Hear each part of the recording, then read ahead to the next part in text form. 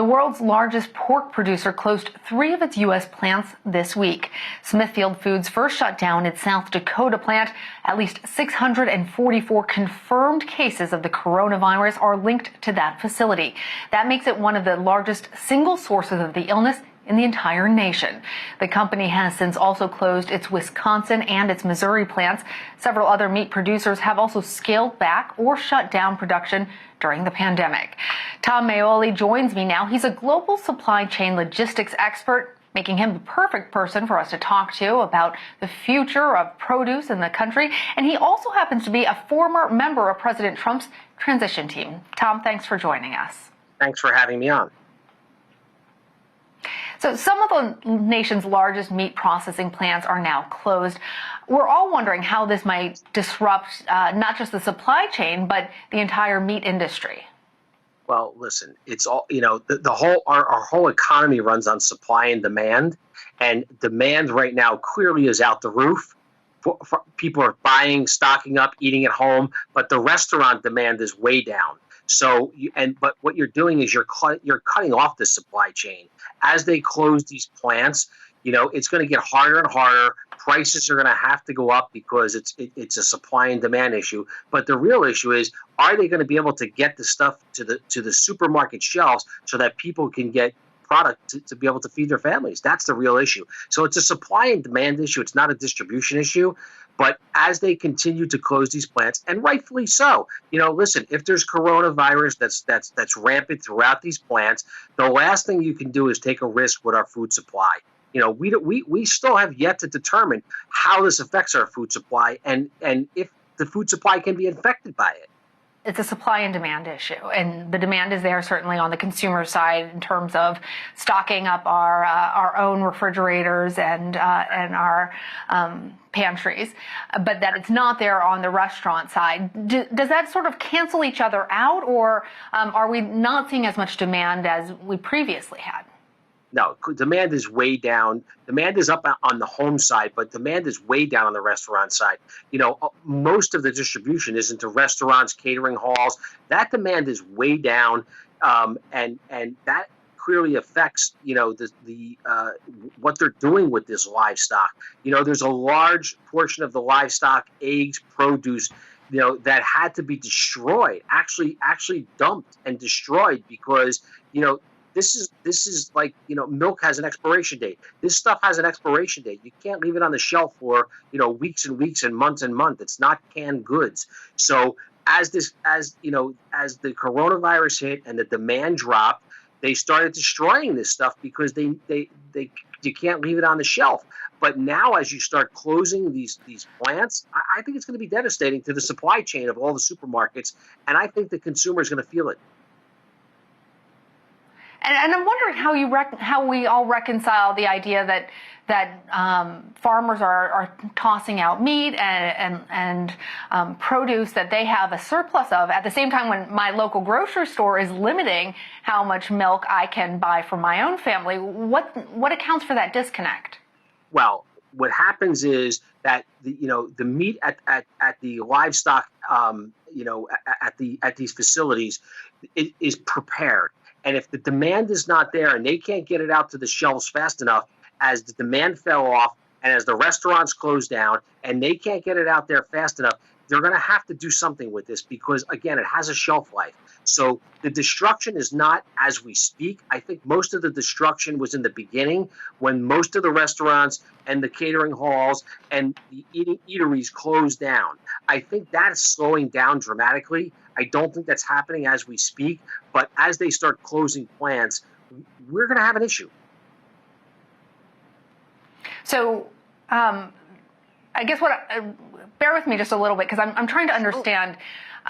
We all generally eat the same amount. So if it's that we're preparing the food at home versus we're going out to restaurants to eat it, is it still the same amount of demand for that food, or that there's actually a change in the demand? I understand that there are two different routes that these producers are selling to either restaurants or to grocery stores, but is the actual amount of demand changing? It absolutely has changed. When you sell to a restaurant, you sell in volume. When you sell to a consumer, they buy a couple days at a time. They stock in their refrigerator. Most people don't have the ability to store up for multiple days or weeks. And again, this stuff has a shelf life. So I understand what you're trying to say is that if people are not going to restaurants, they're eating at home, but they may not be eating meat. There's other options. Meat is a very large a large selection in a restaurant. Most people go out and they get a steak. And restaurants buy steak, they buy meat, they use meat in the things that they prepare. A lot of people don't do that at home. So, there's restaurants are the largest consumer of meat versus, a home. In a home, there's so many opportunities and options that you have, where in a restaurant, yes, those options and opportunities are there, but most of your dishes are, include some kind of meat. And how is all of this affecting our nation's farmers and livestock producers? I'm wondering, obviously, if it comes from the farms to these suppliers that are processing the meat in this case, and then over to consumers. With many of these plants shutting down, how is that going to affect that supply chain? It's financially devastating to the farmers. If the farmers that have raised the livestock can't sell it off, then they've lost their business, and it's devastating to them. And yeah, they can keep the livestock alive. That doesn't have a shelf life, but at some point they need to sell it in order to produce more and keep the machine going. And if the machine's not going, it's like any other business. Things start falling apart, and then it becomes a quality issue. And when we have a quality issue, then we're affecting the quality of food that's coming out to the consumer, and that's a problem. So it sounds like this could potentially be devastating to farmers, to consumers, to our viewers at multiple different levels. How concerned are you that there will be food shortages? And I want to say also, we've heard from the White House guarantees that this won't be an issue. Is that optimistically speaking, or is there really the possibility that these shortages will take place in the future? I think they're going to take place. I think that it's clearly the White House is very optimistic, and the president's done an amazing job supporting our farmers, bringing our farming industry back, throwing a lot of money at that industry, which they needed. It was a long time coming. Our farmers suffered for years, and they just, it's sad because they just got on their feet and now they're knocked off their feet again. But the real issue is the farmers are out there and they're out there producing.